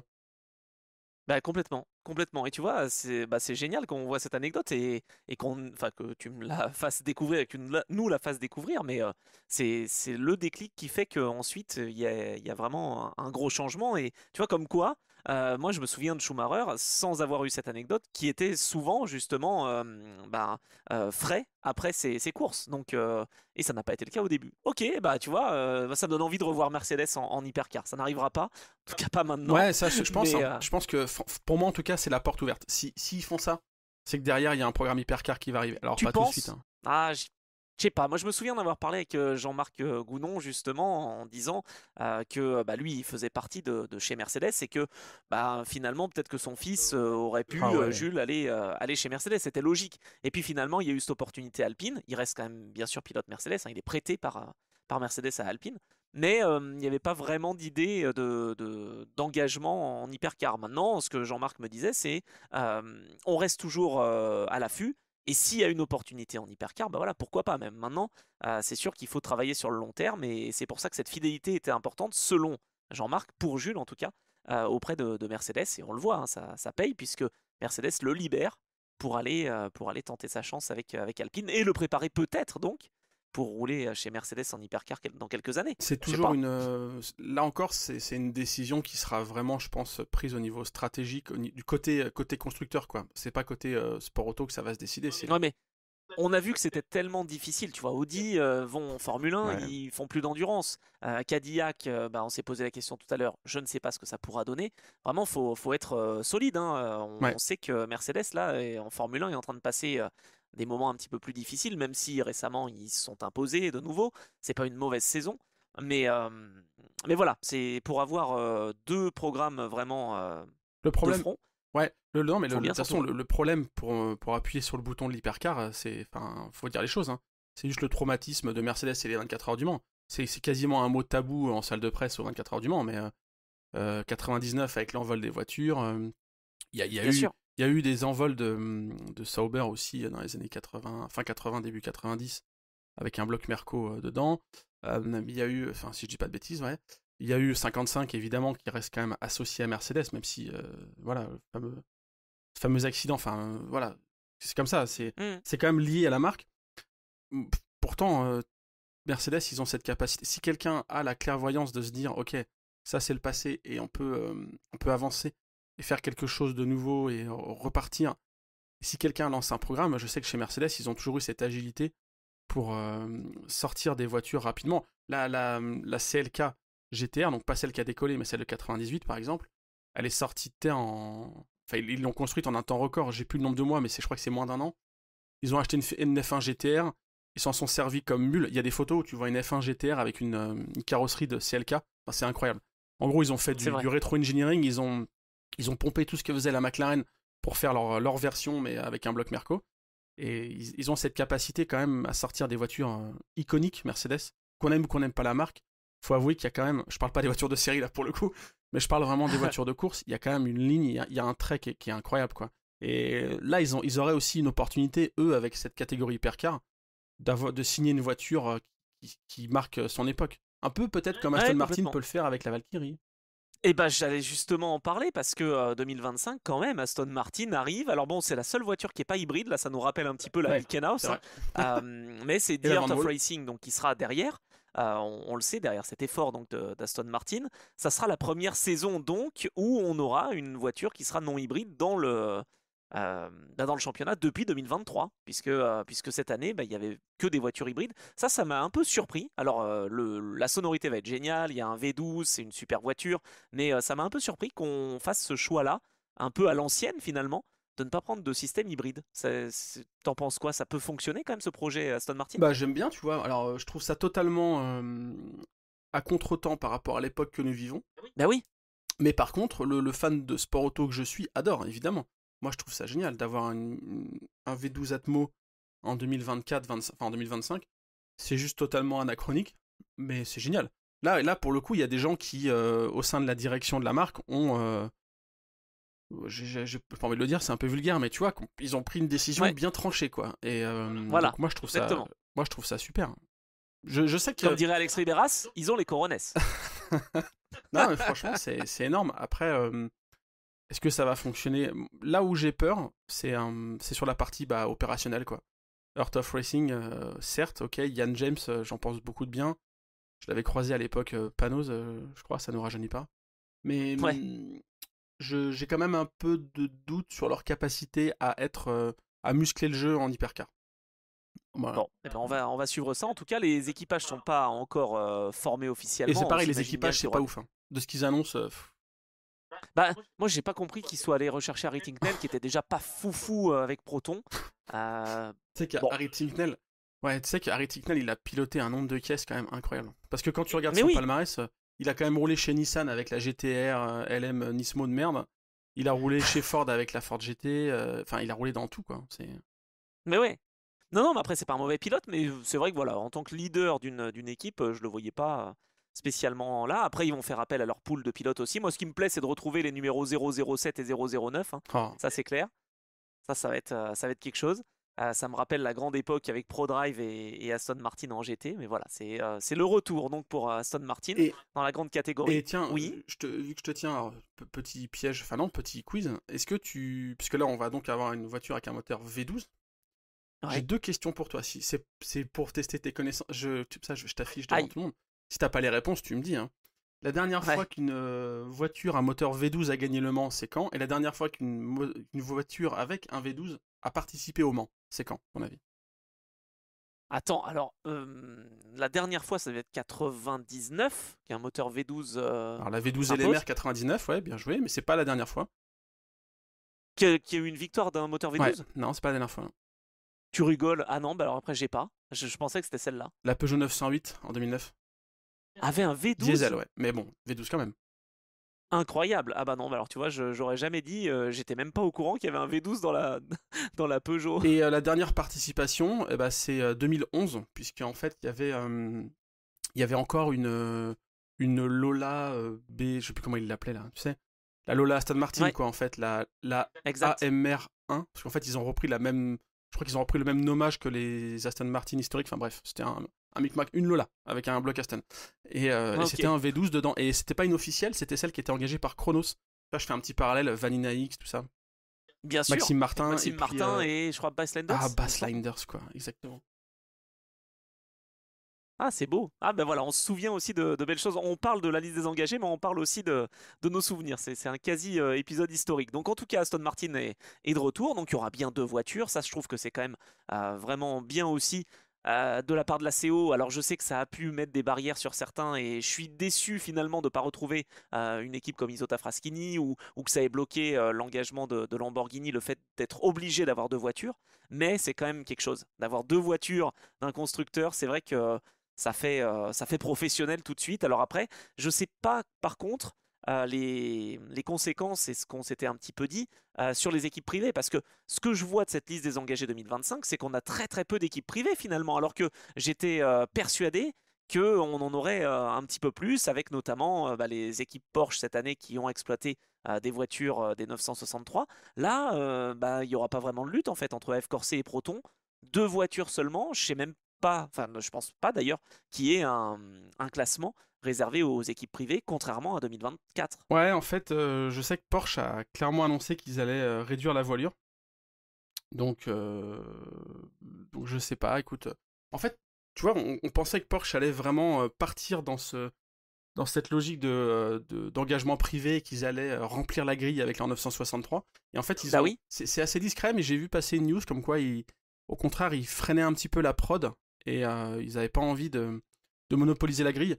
Est-ce que c'est une décision politique, à la fois la CO et la FIA qui leur ont suggéré maîtriser un peu votre prod et essayer de pas non plus nous ruiner le championnat tout de suite? Est-ce que c'est eux-mêmes aussi qui se sont dit, bon, ça sert à rien parce que y a quand même un moment où il va se poser la question de la place sur la grille. Comme tu l'as dit, il y a Aston Martin qui arrive, il y a McLaren qui frappe à la porte, il y a Genesis qui va arriver. À un moment, ça sert à quoi de vendre des voitures? Les privés vont pas pouvoir rouler avec, ils vont être déçus, quoi. Bah c'est ça. Enfin, ils vont pouvoir rouler avec, mais ils n'auront pas beaucoup de possibilités de se battre aux avant-postes parce que Proton, moi je pense que Christian Ried en voulait deux, hein, des Porsche 963 hein, Ah oui. à engager. Mais d'un autre côté, il y a aussi la limite de la capacité. On sait que c'est 40 voitures hein, pour la CO selon le règlement, en tout cas de ce que je comprends. Donc là, on en est à 18 Hypercar, 18 LMGT3. On s'attendait peut-être à avoir donc deux Lamborghini. Donc on aurait été à 20. Ça fait qu'en tout, ouais, 38, 39, 40, on s'approche doucement mais sûrement de la limite des engagés. Donc pour l'instant, il y a des constructeurs qui sont là, donc tant mieux. Et puis je pense que c'est au moment où il y aura moins de constructeurs engagés que là, on verra peut-être des voitures clientes. Mais moi, ça me ferait plaisir de voir des Toyota privés, en fait. Je ne vois pas arriver, mais ça me... Je sais pas pourquoi. Non, mais ça n'arrivera pas, malheureusement. Je pense que... Bah, je sais. Ah, c'est dommage. Je pense que ça, c'est un grand fantasme de se dire que cette catégorie hypercar pourrait connaître une deuxième période dorée avec les privés. Malheureusement, actuellement, je ne vois pas cette période arriver. J'adorerais, mais... Non, mais alors, attends, tant mieux. J'allais dire que jusqu'en 2029, il y a la catégorie hypercar, en tout cas dans sa forme actuelle, qui va être conservée. Donc ça, c'est vraiment bien pour la stabilité, parce que tu vois, on se remémorait tout à l'heure de 2021, où c'était le début de l'hypercar, c'était compliqué, Ouais. avec peu de constructeurs, 22, 23 maintenant montés en puissance depuis. Et là, est-ce qu'on va avoir la meilleure saison 2025 du WEC? Pourquoi pas, mais on sait que peut-être que la deuxième phase sera après 2029, mais j'imagine quand même que les constructeurs vont vouloir rester dans l'endurance. Il y a vraiment eu, je trouve, cet appel du centenaire et c'est génial parce qu'on a eu un renouveau de l'endurance et franchement, c'est vraiment des bases solides, quoi. Ah, pour moi, la meilleure saison reste quand même celle où Rébellion remporte la course de Shanghai. Non, je déconne. Alors, non, que j'ai commenté, on a passé des moments commenté sur la chaîne L'équipe avec Paul Belmondo quand même. On a passé des moments difficiles. Ça y est, maintenant c'est derrière nous. On peut décompresser. On peut en parler si vous voulez. On a quand même passé des années complexes. Franchement. Hein. Je peux vous dire que... Ouais, entre... enfin bon, 18 c'est quoi? C'est 18, 19, 20 là. Waouh, c'était un peu une purge quand même. Et vraiment, c'était pas des belles éditions. Je parle pour la victoire au général. Hein. Puisque 18 par exemple, c'est génial en termes de bataille en GTE Pro. Bien sûr. D'ailleurs, à tel point, tiens, je rebondis sur ce que tu dis, il y a maintenant beaucoup plus d'intérêt en hypercar qu'en LMGT3, alors qu'avant, on se souvient que il y avait souvent le focus, j'allais dire, de la part de la réalisation et pour les gens, sur la catégorie LMGTE Pro. Là, le GT, finalement, mine de rien, alors on n'a que deux catégories, ce qui est très bien, justement, on a les GT et les hypercars, c'est vraiment l'esprit Le Mans, mais on s'intéresse un petit peu moins au GT. Même nous, tu vois, dans notre preview ou dans notre récap de 2024, on n'a pas vraiment parlé des GT. On y reviendra là dans quelques minutes, mais tu vois, c'est dommage quand même. C'est 2018, je crois, où la réalisation TV, vraiment, il y a des trucs sur YouTube, je devrais pas dire ça, je suis pas sûr que c'est sur le canal officiel de la CEO, mais bref. Vous allez sur YouTube, il y a 2018 où tu vois au petit matin le changement des freins sur toutes les GTE Pro, au même moment quasiment. Je crois que tu as en parallèle la Porsche Cochon, ou alors la Rothman plutôt, une Ford GT et une Aston, et c'est juste incroyable. Et la réalisation à l'époque nous montrait ce genre de choses parce que devant Toyota, elle a gagné son premier succès au Mans, mais on s'emmerdait copieusement, quoi. Et tandis que maintenant, effectivement, on a de la bataille partout, et en hypercar, et ça, c'est pas prêt de s'arrêter. Sincèrement, je pense que la saison 2025 va être la meilleure saison qu'on puisse connaître. Enfin voilà, avant peut-être 2026, 27, mais ouais, on est face à une grande saison grâce à l'hypercar et grâce au LMGT3, évidemment. Ça, c'est clair. Exactement. Ah non, c'est top. Là, honnêtement, c'est vraiment de belles années qui nous attendent. Bon, alors chez Porsche, pas de pilote allemand en 2025, hein, parce qu'on s'imagine que Julian Lower, Michael Christensen et Mathieu Jaminet vont quand même souvent être associés, même si j'étais triste qu'il n'y ait que deux pilotes par voiture.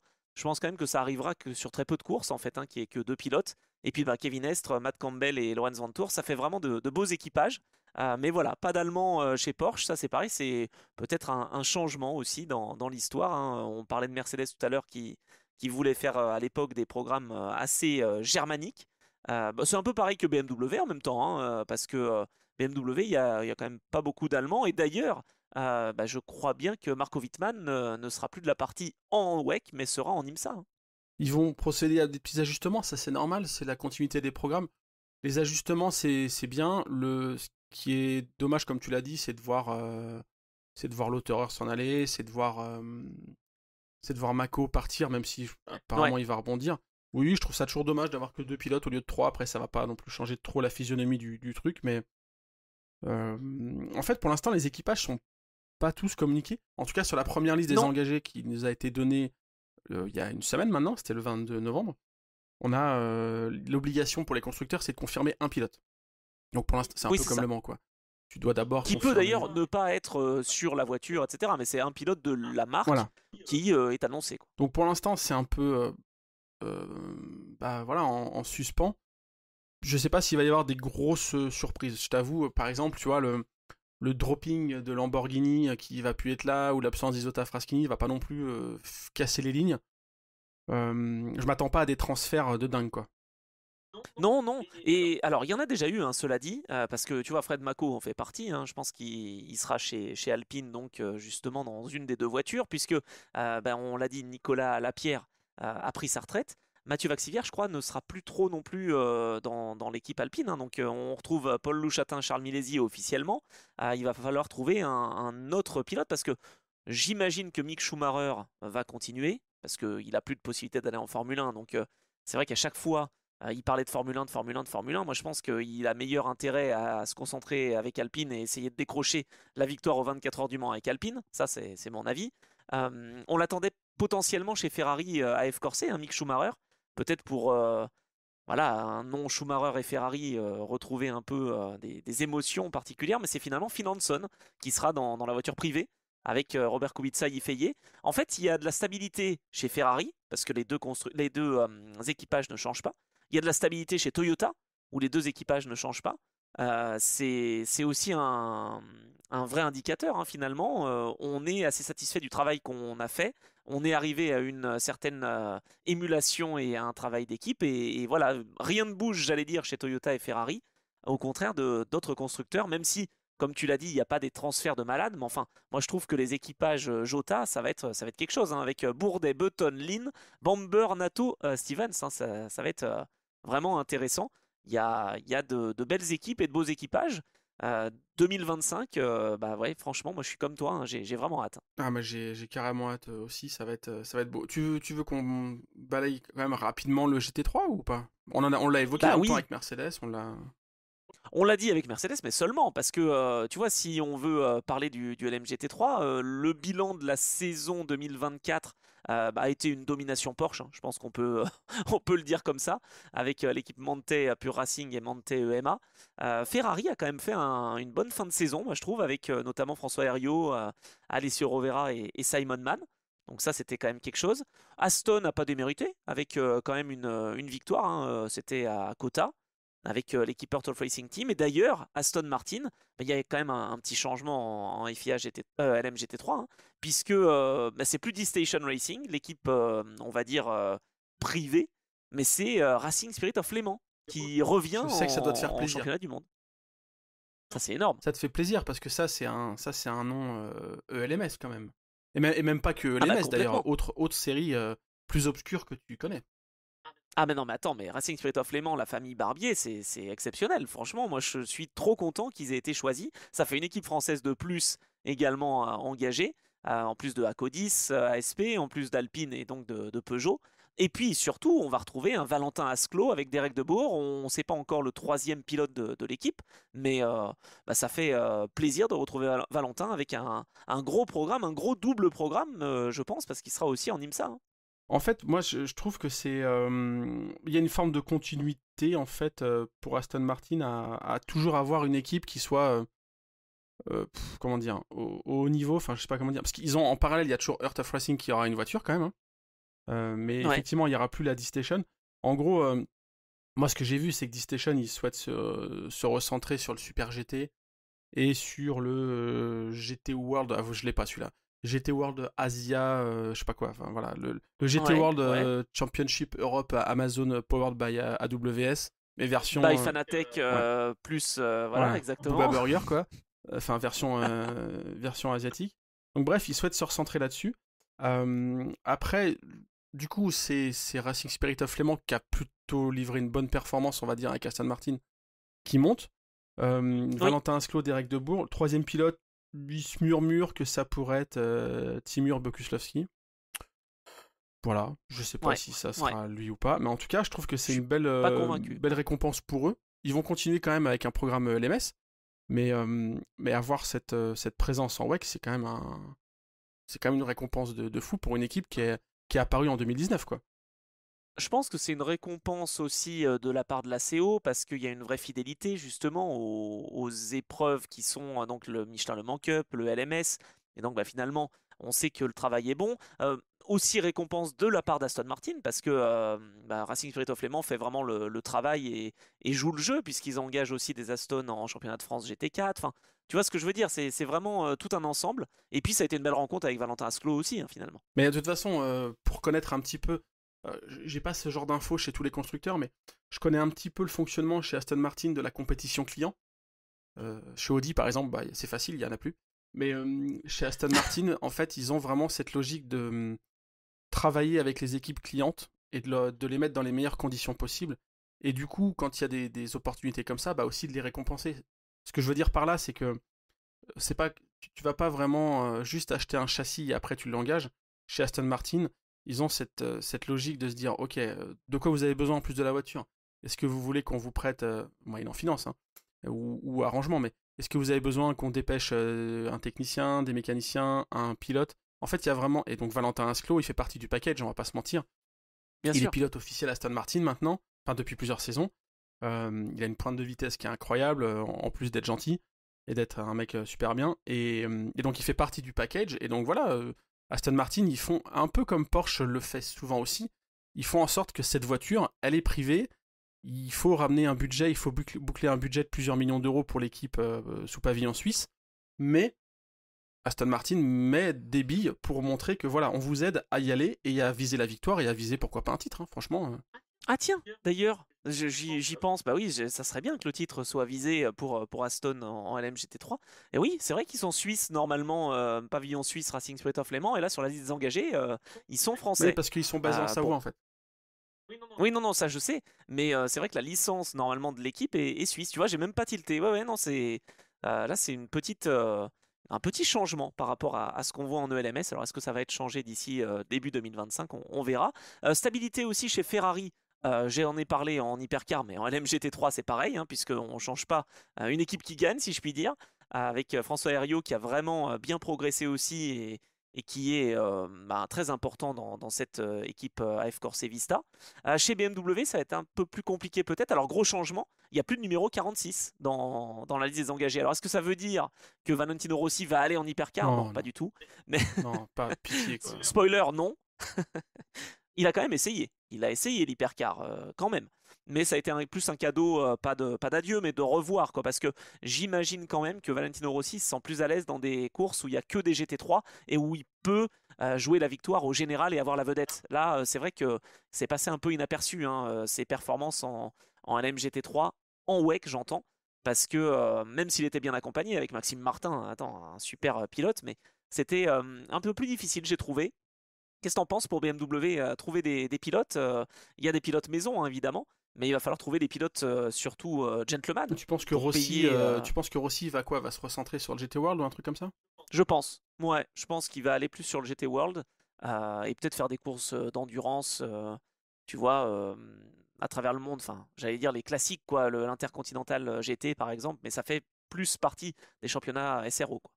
En fait, Valentino Rossi, j'ai un problème pour me positionner Ah, sur lui, c'est que bah oui non mais en fait j'arrive pas à évaluer la performance intrinsèque vraiment parce que bah du coup je suis un peu matrixé par bah voilà par le personnage et par tout ce qu'il a, toute sa carrière passée en MotoGP, etc. Donc tu vois que je faisais exprès de rigoler en disant non, pitié qu'il aille pas en hypercar. En gros, j'aurais toujours ce doute de me dire il est là parce que c'est Valentino Rossi et pas parce que ah il oui, a le niveau. Et évidemment, c'est logique, hein, il aurait pas réussi à faire cette passerelle aussi vite et à devenir, on le rappelle, pilote officiel BMW sans avoir son historique MotoGP, évidemment. Bien Mais sûr. ce que je veux dire, c'est que est-ce qu'on peut aller jusqu'au bout?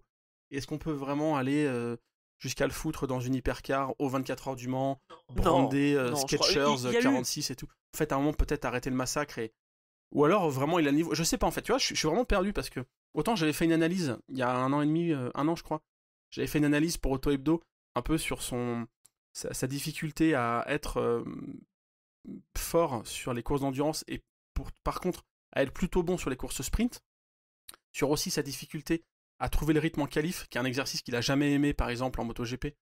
Et par contre après en début de course il est bon et puis en fin de relais souvent il s'effondre et c'est là où il fait les conneries. C'est factuel, hein, je suis pas en train de faire du Rossi bashing, c'est juste factuel. Vous regardez ses courses en WEC, en GT World, vous allez voir, c'est souvent ça quoi. Alors en GT World peut-être j'ai moins l'œil, mais en WEC il faisait des relais qui étaient coupés justement, entrecoupés, hein. Il faisait pas des longs relais de 2 parce heures. qu'ils ont compris. Il y avait souvent Maxime Martin qui prenait le volant et puis ça forçait l'équipe WRT à trouver des combines en fait, aussi ça. Pour pouvoir compenser ça quoi. Et je pense que Vincent Voss, les compromis, ça va un temps, mais à un moment, faut quand même gagner des titres et gagner des courses. Ouais. Je pense. Bah oui, parce que là, ils sont dans une position un peu à l'instar de Acodis ASP, hein, mine de rien. C'est-à-dire que la voiture, elle n'a pas montré non plus un potentiel de folie. Il y a eu des belles choses, hein. Il y a eu une victoire à la stratégie à Imola. Il y a eu cette deuxième place quand même aux 24 heures du Mans de la numéro 31. Mais ça n'a pas laissé un souvenir fou aux gens. Et c'est vrai que pour attirer les pilotes gentlemen qui pourraient apporter un budget, ça fait peut-être pas envie d'aller dans une voiture qui ne fait que sur la fin d'année 10, 9, 8, 13, tu vois. Après, Acodis ASP, puisque tu en parles un petit peu, on peut en dire un mot. Eux, ils vont traîner leur Lexus encore, on n'en peut plus. Et je sais pas quand elle va débarquer la nouvelle, là. Je sais pas si c'est 2026, mais je crois que c'était ça qui était dans les tuyaux. Je crois aussi, parce que là, pour le coup, elle est très vieille. Je crois qu'elle date de quoi, 2016. Ouais, alors oui, elle a gagné en IMSA l'année dernière en dominant. Enfin, l'année 2023, je veux dire. Bon là en WEC c'est plus difficile, même si la BOP est faite de manière à pouvoir donner un cadre à tout le monde. C'est une voiture de tourisme. Bah là, si la voiture est vieille, c'est une voiture de tourisme. Franchement, tu lui mets un peu plus d'ailettes et on dirait une caisse de DTM. Par contre, moi en fait, je vous partage mon sentiment. C'est comme Valentino Rossi là. Tu vois, ça fait 1 heure qu'on enregistre, je commence à fatiguer. La Lexus en fait, je la déteste. je déteste cette voiture parce que elle fait vraiment voiture de tourisme. Je trouve qu'elle fait pas Le Mans quand tu la vois dans un box aux 24 heures du Mans. Et par contre, quand tu es en bord de piste, mais je l'adore. C'est-à-dire que elle a un bruit de fou. Et finalement, elle a une lignée qui fait très super GT. Et, oui. j'ai fait pas mal de photos. Et en fait, j'adore cette caisse, quoi. Enfin, la voir évoluer sur un circuit, elle est juste incroyable. Donc, je suis assez, tu vois, je suis tiraillé entre. Je trouve qu'elle a rien à faire au Mans parce qu'elle est trop vieille, c'est pas du tout la philosophie des GT que je me fais, en tout cas moi, des 24 heures du Mans. Sauf qu'en vrai, quand tu la vois rouler, bah putain, c'est pas mal quand même quoi.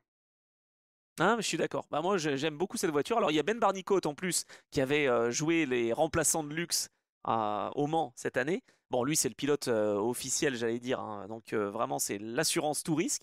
On a encore José Maria Lopez. Voilà. Donc lui, c'est le camoulox. Alors, il y avait le Bouler Bamber, tu disais Non, en vrai, je l'ai moins vu à la faute. Enfin, on a moins vu les GT3. Je suis d'accord. Mais parce qu'on a moins vu, à la télé les GT3. Si vous avez des caméras embarquées de la saison complète de José Maria Lopez, je suis preneur. Envoyez-les. Envoyez-les. Ouais, ça, je suis prêt à aller à la salle de sport et à regarder ça pendant des heures.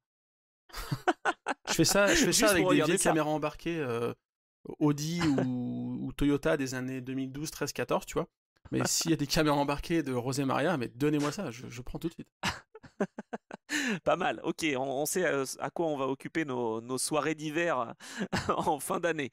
Il y a une bonne nouvelle, moi je trouve, c'est l'équipe Corvette TF Sport avec un numéro qui va changer et ce qui indiquerait potentiellement un retour d'un certain Ben Keating, le numéro 33 qui reviendrait donc sur la grille, puisque l'année dernière ça a été une saison compliquée hein, pour TF Sport, moi j'ai trouvé vraiment, il y a eu des tout petits coups d'éclat, mais franchement plus de bas, j'allais dire, que de haut, hein. Même si ça termine sur un super podium hein, avec Andrade, Eastwood et Van Rompuy. Je pense qu'en termes en termes d'équipage, on va retrouver du Ben Keating, on va retrouver du Tom Van Rompuy, qui avait normalement signé pour 2 ans. Donc ça va être sympa. Moi, je pense que ça peut être une bonne Ben surprise, Keating, cette il a équipe quand même TF Sport l'année prochaine. toujours dit qu'il voulait pas rouler en GT3. Putain, Je c'est sais, fou. mais d'un autre côté, alors, c'est vrai que ça l'intéressait pas. Maintenant, il s'est surtout rendu compte, je pense, hein, que l'apport du gentleman est important en WEC. Finalement, bah, c'est bizarre à dire, mais plus qu'en IMSA. Alors que normalement, en IMSA, c'est vrai que l'apport du gentleman est plutôt bon, mais est plutôt important. Mais c'est plutôt en termes de scénario de course, en fait, je dirais, qu'en IMSA, c'est moins. Enfin, Parce comment qu'il y a te du jaune dire? tout le temps, quoi. Le gentleman, en fait, il peut faire n'importe quoi au début de course. Allez, je vais le dire comme ça, Mhm. en LMP2. Mhm. Je vais parler de Dwight Merriman. Et à la fin, il y a Connor Zilic qui remet la voiture aux avant-postes et qui Et gagne. puis en plus, C'est- on t'a rendu 2-3 tours parce qu'il y a eu des safety, des full course yellow, donc c'est Voilà. bon. Et là, du coup, je pense que c'est plutôt le WEC qui l'intéresse, et tant mieux, plus que le côté GT3. Parce que Et moi, je pense que j'ai Ben le Keating, souvenir c'est où bien. il vraiment. Enfin, pardon, mais en plus, avec son petit. Il est marrant, Ben Keating, c'est un personnage, hein, si vous l'avez jamais croisé. Il était là, écoute, écoute.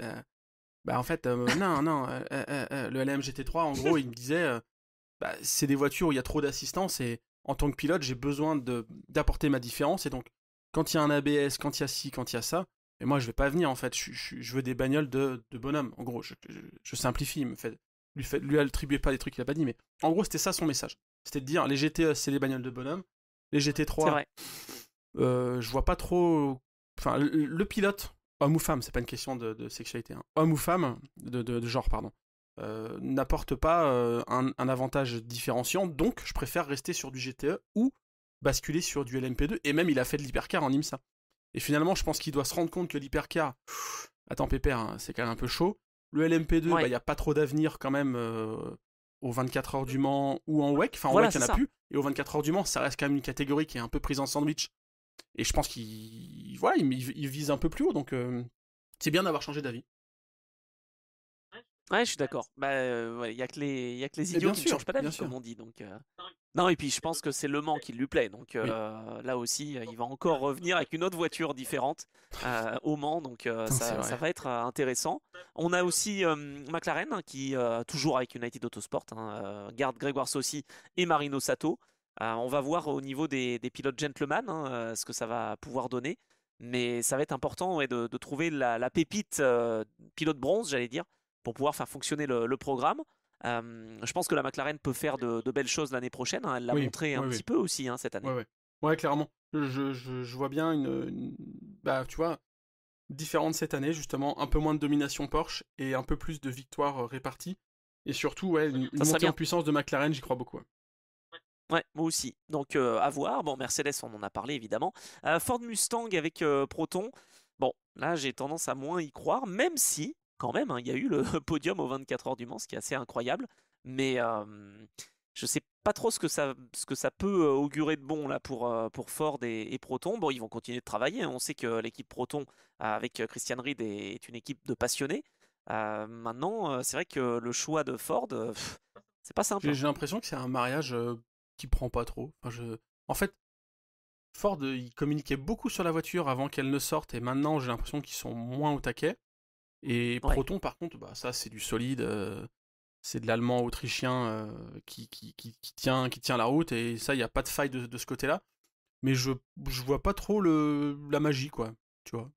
Non, non, je suis Ouais. d'accord. Bah ouais, on en parle souvent. Pourtant, elle est bien cette voiture. Enfin, Ouais. quand je la vois, le son est super, mais elle me fait pas rêver, quoi. Elle me fait pas rêver, je veux dire, en termes de Bah, performance. j'aurais voulu, moi, un engagement full Ford Performance comme à l'époque avec les Ford GT. Bah voilà. Bah oui, mais c'est ça. Mais c'est la même chose que Mercedes pour moi. C'est-à-dire que je vois pas l'engagement du constructeur, tu vois. C'est pas la bannière Oui, mais c'est normal, américaine, c'est on est pas en le. LMGT3 et c'est un championnat d'équipe privée soutenu par des marques. On n'est plus sur un championnat de constructeurs, donc C'est ça. Et oui, mais moi, ça me Bah, moi manque. aussi, voilà, c'est tout. Non, mais c'est vrai qu'il y a des constructeurs qui le prennent peut-être un peu différemment. Je pense que vraiment Aston, c'est quand même des équipes maison qui vont engager la voiture. Ferrari, c'est pareil. Voilà, il y a moins le cas chez Ford, ouais, chez Lexus aussi. C'est l'équipe maison, elle va le devenir, hein, SP à Codis, bien sûr, de Jérôme Polican, mais voilà, on espère avoir une nouvelle Lexus surtout. Et puis, last but not least, mais on va parler des champions en titre, hein, évidemment, la Porsche Monte.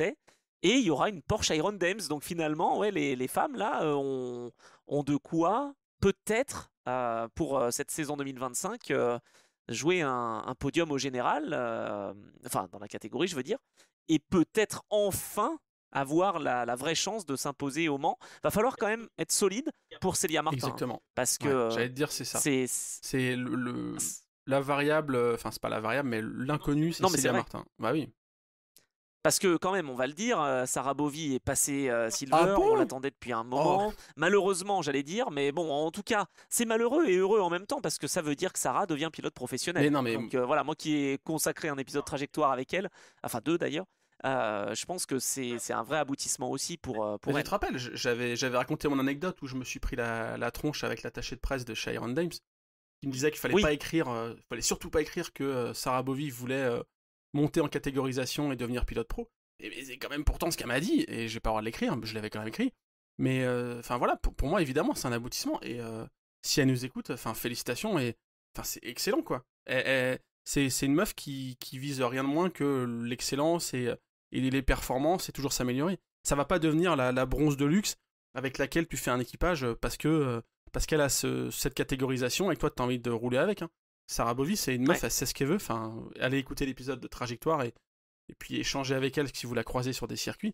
C'est quelqu'un qui est déterminé, qui sait absolument ce qu'elle veut et qui c'est juste logique qu'elle soit à ce niveau-là. Et elle va trouver un volant et elle va trouver des choses à faire. Hein. Elle a un talent incroyable. Ah mais c'est clair. Ah bah oui, parce que elle sera en ELMS, je pense, et elle devrait pouvoir faire quelques piges aussi dans d'autres championnats, peut-être en GT World, je sais pas, mais voilà. En tout cas, Ça Sarah, sent que je c'est pas l'adore ou fini, pas? loin J'en de ai là. peut-être fait trop. T'as dit Je quoi? dis ça se sent que je l'adore ou j'en ai fait trop un peu. Mais on l'aime tous, Sarah, c'est ça en fait le truc. Donc voilà, c'est vrai qu'elle sera pas en WEC malheureusement, mais c'est une bonne opportunité pour Célia Martin, Oui. Ah qui oui. a été un peu en difficulté, moi je dois dire, pour avoir commenté les courses en Michelin. Elle a vraiment pris les choses petit à petit. Elle a fait un podium au Castellet, donc génial avec Karen Gaillard. Mais c'était un peu compliqué quand même la mise en rythme. Attends, elle a surtout connu le Nürburgring. Moi je me mets à sa place. T'arrives dans le programme Iron Lynx. C'est pas simple, hein. Même Sarah Bovy me le disait, hein, justement. Quand t'arrives dans un programme comme ça, ça te met la pression et ça t'écrase un peu, quoi. Donc Célia, je pense qu'elle va être bien encadrée aussi avec Mitchell Gatting qui va passer peut-être pilote Porsche officiel là sous peu. Raël Frey qui est toujours là aussi et qui est prête à donner plein de conseils. Bon, ça va être une année d'apprentissage quand même. Je dis qu'on verra les Iron Dames, oui, mais il va falloir faire des relais solides pour Célia Martin et essayer d'être au rendez-vous en début de course. La différence quand même qu'on peut noter aussi, on l'avait déjà dit il y a quelques jours ou dans un épisode précédent, mais il y a une modification du format de qualification quand même pour les LMGT3. C'est-à-dire que la première qualif c'est les pilotes bronze, mais l'hyperpole, elle ne sera plus faite par les pilotes bronze. Donc Sarah Bovy finalement qui faisait pole sur pole, c'est le moment de partir au bon moment j'allais dire, mais c'est vrai que Célia Martin aura moins de pression finalement euh, par rapport à ses qualifs. Je pense en tout cas. Maintenant, la pression, ça va être d'emmener la voiture en hyperpole. C'est exactement ça. Après, c'est juste qu'il va falloir rapidement prendre la mesure des autres pilotes bronze avec lesquels tu ferrailles, que Sarah Bovy connaissait bien. Je pense à du Derek Debourg, je pense à du Thomas Flor, Ben Keating. Ben Keating s'il revient, comme tu dis. Voilà, on en a vu des passes d'armes. Faut pas. En fait, Célia Martin, il va falloir qu'elle se dise, qu'elle laisse dans un coin et qu'elle laisse de côté les performances de, je sais pas moi, José María Lopez, Denis Olsen, de Maxime Martin, tu vois, ces gars-là, ils sont dans la même catégorie, mais bon, on va, voilà, on va regarder un peu, et on va plutôt se focus sur les bronzes et devenir la meilleure pilote bronze ou être dans le top tier des pilotes bronze. C'est clairement ça l'objectif de 2025, quoi. Et c'est jouable, hein. Ouais, Franchement, ça va être une saison d'apprentissage, mais c'est jouable. Mais début d'année, ça va être compliqué aussi. On verra pas beaucoup la Porsche Rose. Je pense en tout cas, vous ressortirez les extraits, vous direz que j'ai dit n'importe quoi, mais la Porsche Rose en hypercar, ça va être plus difficile de la retrouver, je pense, au début de saison. Et puis ensuite, parce que c'est un vrai exercice compliqué hein, aussi, la qualif. Enfin, je veux dire, à un moment donné, on a l'impression que c'est simple, mais il y a peu de temps, il faut se mettre tout de suite dans le rythme. Là, il y aura moins d'exposition, ça c'est peut-être le côté positif pour Célia, parce que on va surtout s'intéresser à l'hyperpole et pas à la séance qualificative. Donc, ouais, non, mais bon, t'avais dit hypercar, pardon. Tu m'as. Ah, j'ai dit hypercar, non, hyperpole. Non, mais ouais, je hyperpole. pense qu'il y a de belles choses à faire et ça va être à suivre en tout cas. Comme d'habitude, enfin, on l'a toujours dit ici, pas qu'on porte un intérêt particulier, mais on suit cette épopée Iron Dimes qu'on adore. Et là, il y a une vraie nouveauté, quoi, au niveau équipage, donc ça va être super intéressant à suivre. C'est clair. Et puis dans l'autre partie du box, on retrouve pas Alex Malikin qui en fait lui va passer comme Sarah Bovy en silver. Et je pense qu'il va d'ailleurs aller un peu à l'instar de ce qu'on va retrouver en Asian Le Mans Series mais en LMP2. Parce que la semaine prochaine, attention, on va parler de l'Asian Le Mans Series, on va faire la preview de cette saison, donc avec finalement un intérêt de plus en plus grand. J'ai de plus en plus envie de commenter l'Asian Le Mans Series. Ouais, carrément, c'est vrai que ça devient un truc de fou. Ouais. Non, mais c'est génial. Et donc, Alex Malikin ne sera plus en GT. Et on retrouve Ryan Hardwick chez Mante. Donc, en fait, il retrouve Porsche. Lui, il est allé avec Proton chez Ford. Ça lui a pas trop plu. Et donc, il va retrouver Richard Litt. Bon, ça, c'est l'assurance vie de chez Mante. Et puis Ricardo Pera. Donc, à voir si Mante peut décrocher le titre encore comme cette année. Là, tu vois, il y a moyen de faire des bonnes perfs. Là, tu vois, on est. Mais ça va être plus disputé. Pardon, je te coupe, mais là, tu vois, on est vraiment pour moi dans tout ce qui fait l'intérêt. Peut-être, toi, tu vas me dire, mais pour moi, la difficulté de l'endurance, c'est que tu me parles de Ryan Hardwick qui était chez Ford, machin, qui repasse. En fait, il y a tellement de changements tous les ans comparé à la Formule 1 qui a une lisibilité quand même. Quoique, il y a quand même eu quelques petits. Il y a eu un petit mercato, mais là, et encore, on est en LMGT3, quoi, en WEC, donc. C'est vrai que, bon, c'est là où c'est un métier, ce que tu fais, par exemple, de suivre la catégorie LMP3 ou GT3 en Michelin Le Mans Cup et savoir qui était dans quelle équipe avant. Je sais pas comment tu fais, c'est incroyable. T'as vu, je fais une passerelle directe pour C'est quoi ton actu? C'est sympa, merci beaucoup. Oui, on a été quand même complet sur cette liste des engagés. Je pensais pas, parce que il y a eu beaucoup de choses qui ont été déjà dites, donc on voulait apporter aussi notre pierre un peu différente à l'édifice, j'allais dire, mais on a hâte en tout cas d'être en 2025 et de suivre le WEC évidemment attentivement. Alors mon actu, oui, l'actu, c'est que la reprise de la Formule 2 intervient, ça y est.